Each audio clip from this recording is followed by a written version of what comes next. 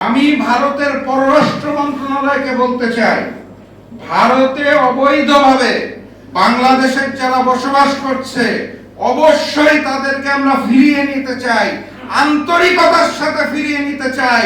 সর্বপ্রথম আমরা ওই গণহত্যাকারী ফ্যাসিস্ট শেখ হাসিনাকে আপনারা পাঠিয়ে দিন।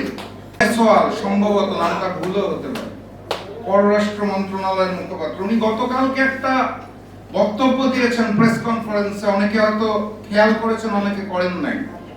উনি ওখানে খুব স্পষ্ট করে যেটা বলেছে সেটা হচ্ছে ভারতে অবৈধভাবে অবস্থানরত বাংলাদেশি যারা রয়েছে তাদেরকে উনি বাংলাদেশে ফেরত পাঠাতে চান এবং এই কারণে ঢাকার কাছে উনি সাহায্য চেয়েছেন।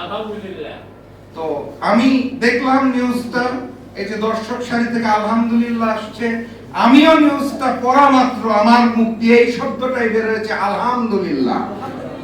আমি ভারতের পররাষ্ট্র মন্ত্রণালয়কে বলতে চাই, ভারতে অবৈধভাবে বাংলাদেশের যারা বসবাস করছে অবশ্যই তাদেরকে আমরা ফিরিয়ে নিতে চাই, আন্তরিকতার সাথে ফিরিয়ে নিতে চাই। সর্বপ্রথম আমরা ওই গণহত্যাকারী ফ্যাসিস্ট শেখ হাসিনাকে আপনারা পাঠিয়ে দিন। আমরা সুস্বাগত জানাই, কারণ 24-এর গণঅভ্যুত্থানের পরে হাজারো শহীদ পরিবার, হাজারো জুলাই যোদ্ধার পরিবার, বাংলাদেশের মানুষজন অপেক্ষায় রয়েছে গণহত্যাকারী ফ্যাসিস্ট শেখ হাসিনার বিচার দেখার জন্য। গণহত্যাকারী ফ্যাসিস্ট শেখ হাসিনার ফাঁসির রায় কার্যকর করার জন্য, তাকে ফাঁসি কাস্টে ঝুলতে দেখার জন্য বাংলাদেশের অপার জনগণ, সর্বস্তরের জনগণ অপেক্ষায় আছে।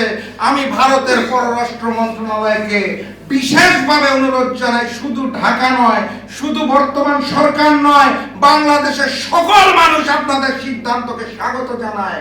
আমরা আন্তরিকভাবে গ্রহণ করতে প্রস্তুত। সবার প্রথম ফ্যাসিস্ট শেখ হাসিনাকে পাঠিয়ে দিন। সংগ্রামী সাথী এবং বন্ধুগণ,